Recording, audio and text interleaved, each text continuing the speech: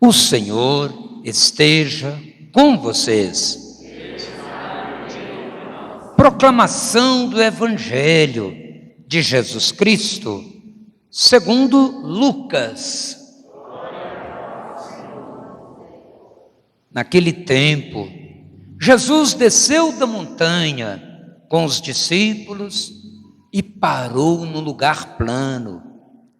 Ali estavam muitos dos seus discípulos e grande multidão de gente, de toda a Judeia e de Jerusalém, do litoral de Tiro e de Sidônia, eram regiões pagãs.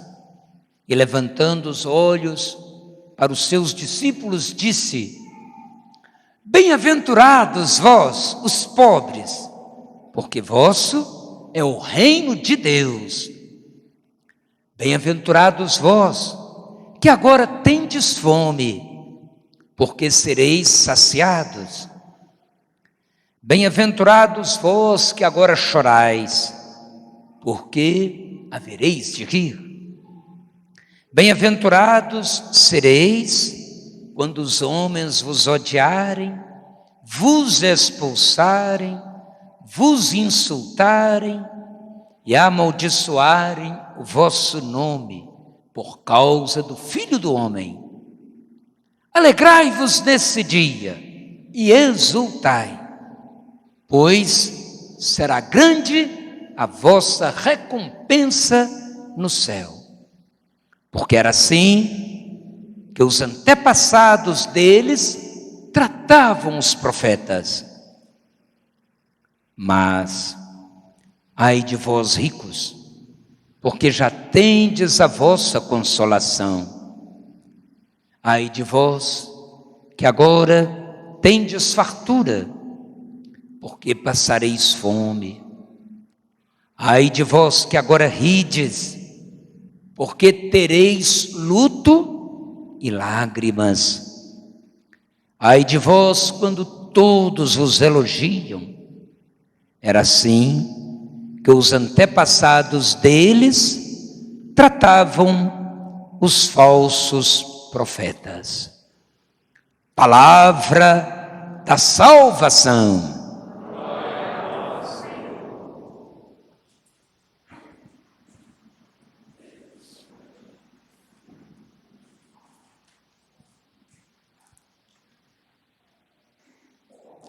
É feliz quem a Deus se confia. Vamos repetir? É feliz quem a Deus se confia. Há pouco cantamos a resposta do Salmo 1 da Bíblia, o primeiro Salmo. Apresenta os dois caminhos, está lá assim no título da Bíblia Pastoral, em outras Bíblias, os dois caminhos.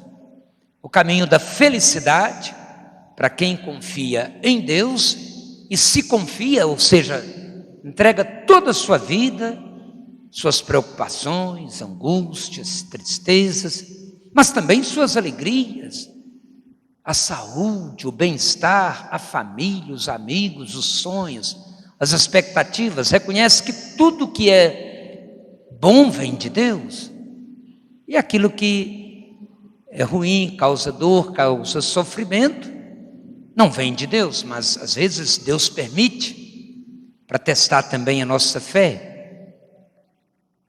E assim é feliz quem a Deus se confia, como acabamos de escutar, depois também na oração desse salmo. É até comparado, essa pessoa que confia em Deus, ou que se confia totalmente no Senhor, ela não vai sentar na companhia dos malvados, não vai ficar falando mal dos outros, não vai idolatrar as pessoas, principalmente se essas pessoas ocupam cargos importantes, às vezes bajular os outros, às vezes não vai se deixar escravizar pelas riquezas.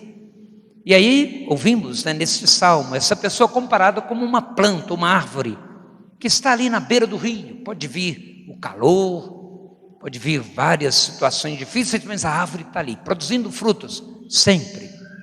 A pessoa humana também, pelo Espírito Santo, agora somos chamados a produzir frutos de amor, de bondade, benignidade. São Paulo enumera 9 frutos do Espírito Santo. Mas aí vem a segunda parte, com a qual também Jeremias começou na primeira leitura que escutamos, no texto atribuído também a Jeremias. Aliás, as duas, tanto a primeira leitura quanto o Salmo, tem muita ligação, bem parecidas, até as comparações. E aí fala maldito, mal-aventurado. Se há a bem-aventurança, há também a má-aventurança, a má-aventura, o caminho ruim, a aventura ruim.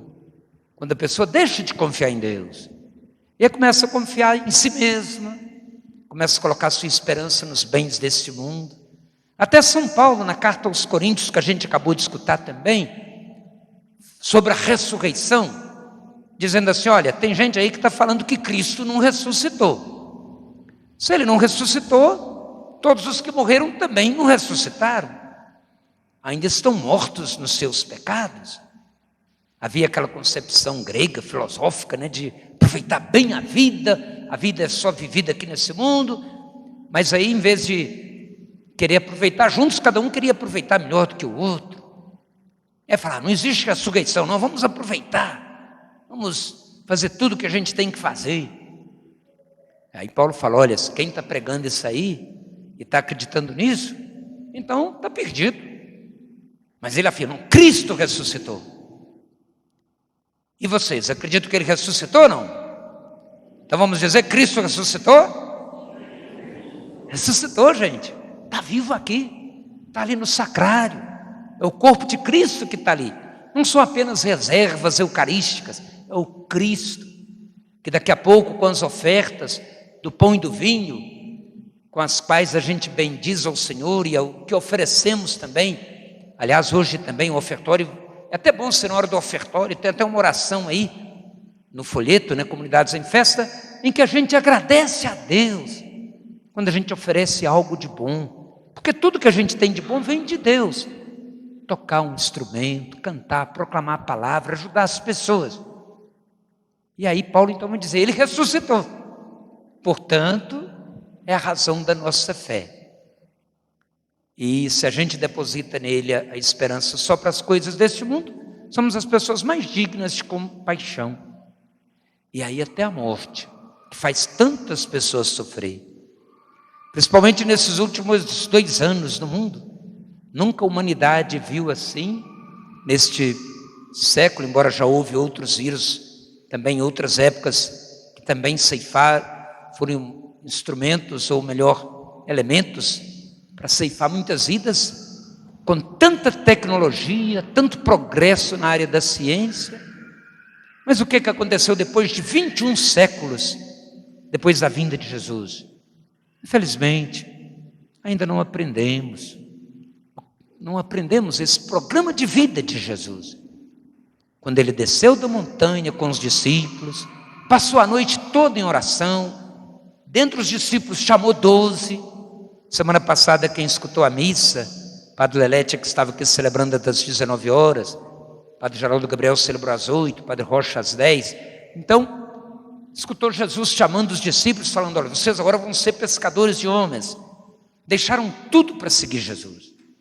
E hoje Ele desce com esses discípulos da montanha para junto do povo. E aqui no Evangelho foram citadas algumas das pessoas, aliás são algumas, uma multidão que vinha de todo lugar, da Judeia, de Jerusalém, Tiro, Sidônia. Mas Jesus falava para os discípulos e começou dizendo, bem-aventurados, bem parecida, né, essa palavra de Jesus, essa boa notícia com a que está no São Mateus. Alguma diferença? Lá em São Mateus, no Evangelho, são 8 ou 9, pode até ser 9 bem-aventuranças. É o capítulo 5º, é o chamado Sermão da Montanha. Jesus sobe, aqui Jesus desce, como está na carta dos Filipenses, Ele desce ao mais fundo da solidão, da tristeza, da dor humana, para assumir essa dor, esse sofrimento, carregar sobre si os pecados da humanidade.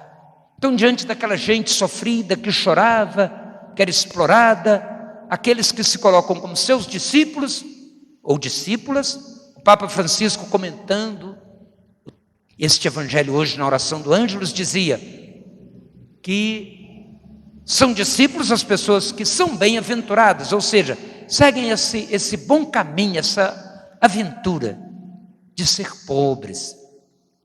Na concepção ou na exegese bíblica, alguns vão dizer os anauinhos, marginalizados, explorados, mas também até as pessoas que têm riquezas, posses, mas não ficam apegadas a elas, ajudam, não têm o dinheiro, os bens materiais escravizando, não pensam em si mesmas, e algumas são tão radicais e foram tão radicais, como Francisco de Assis, Edviges, Isabel da Hungria, tantas pessoas que já viveram essas aventuranças de serem pobres, de tocar realmente, de viver realmente a sua fé em Jesus, mas também as que choravam, as que passavam fome. Mas e hoje as que choram, as que também perdem tudo, como nas chuvas que aconteceram agora no mês de janeiro, e muita gente ajudou. Mas a gente precisa olhar essa realidade, porque logo em seguida Jesus fala também dos ais. Ai, ai, ai, ai de vocês, discípulos também. Ele fala que ficam acumulando riquezas, ficam sendo escravos dos bens, já tem a sua consolação.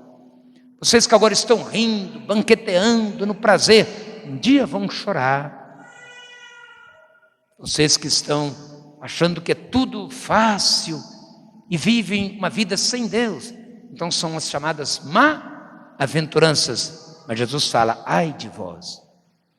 E aí até os que são perseguidos antes pela justiça, são insultados por causa do nome de Jesus, como aconteceu com os antepassados dessas pessoas, também já é o reino dos céus. Ontem a gente celebrou a memória da irmã Dorothy Steng, Padre Paulinho, Padre Claré, alguns padres, estivemos lá em 2015, 10 anos do seu assassinato. No local onde ela morreu está sendo construído o Santuário dos Mártires. Ela só tinha a Bíblia na mão. A pessoa que a matou falou, a senhora tem com alguma arma aí, irmã? Ela foi tirando da bolsa para mostrar a arma, ela achou que era uma arma mesmo, quando viu era uma Bíblia. Naquele dia chovia. O corpo dela ficou estendido quase que o dia inteiro, porque foi de manhãzinha.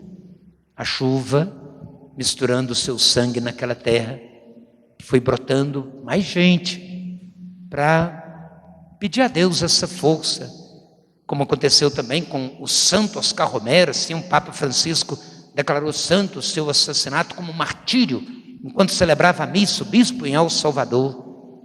Mas também a Santa Dulce dos Pobres, a Santa Teresa de Calcutá, gente simples, que viveu essas bem-aventuranças. Como aqui em Congonhas nós temos, aqui nesse salão, pessoas que no anonimato vão vivendo as bem-aventuranças, mesmo passando por dores, por sofrimentos. E aí é feliz, mesmo que passe por dores, angústias, mas tudo passa. Por mais que a gente viva aqui na terra, o tempo que a gente vive aqui é muito pouco. E o mesmo Papa Francisco comentava outro dia, agora na audiência de quarta-feira. Nunca viu, e ninguém viu, eu também não vi. Ou vocês já viram quando vai um carro de funerária, ou a pessoa levando um caixão para ser sepultado, um caminhão de mudança, levando dinheiro, levando joias, junto com a pessoa? Nada, tudo isso fica. O que a pessoa leva, o tesouro, é a caridade, é o amor, é a bondade. Então vamos pedir a Deus essa graça hoje, da gente viver essas bem-aventuranças. O programa de vida dessa semana, aqui no Evangelho, são 4. Quem sabe ao longo da semana, hoje, amanhã, em casa, a gente vai refletindo. Você que está acompanhando também a transmissão, ouvindo pela rádio. E aí a gente vai sendo de fato discípulo e discípula de Jesus. Mas antes de professar a fé, vamos pedir também o Espírito Santo que nos ajude, nos dê essa coragem, essa força, da gente viver a vida que Jesus pede para a gente viver, que são as bem-aventuranças.